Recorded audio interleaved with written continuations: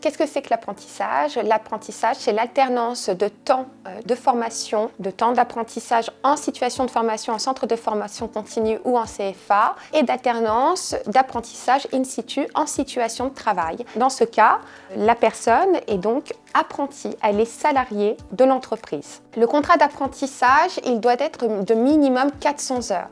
Il permet l'obtention d'un CAP, d'un BTS ou bien encore d'un master. En tous les cas, un diplôme d'État inscrit au répertoire national des certifications professionnelles.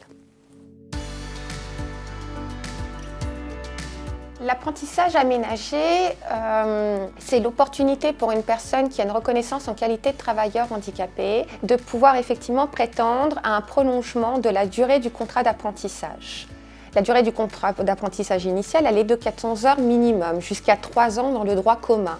Elle est portée donc avec le contrat d'apprentissage aménagé jusqu'à 4 ans si la situation de handicap nécessite effectivement un aménagement de la situation de formation ou un aménagement de l'organisation de travail. Le médecin du travail, effectivement, qui vient à prononcer ses préconisations pour l'aménagement de la situation d'apprentissage et l'éducation nationale pour ce qui relève de l'aménagement de la situation de formation. Soulignons que la personne en situation de handicap qui a une reconnaissance en qualité de travailleur handicapé est affranchie de la limite d'âge dédiée à l'apprentissage dans le droit commun, ce qui signifie qu'après 29 ans, toute personne reconnue en qualité de travailleur handicapé peut prétendre à un contrat d'apprentissage.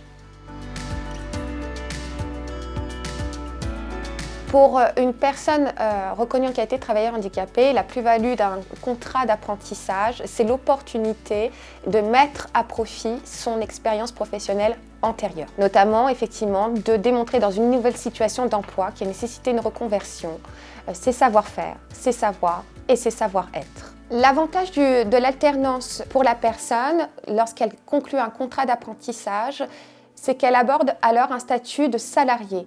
Pour exemple, une personne reconnue en qualité de travailleur en situation de handicap de plus de 26 ans, c'est l'assurance d'une rémunération au moins égale au SMIC.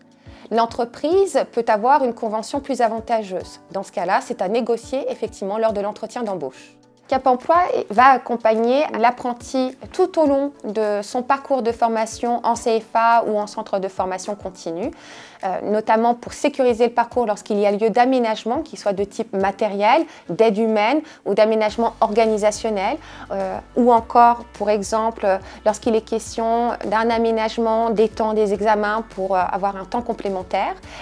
C'est l'opportunité d'une coordination et d'une intermédiation de Cap Emploi entre l'organisme de formation et l'entreprise.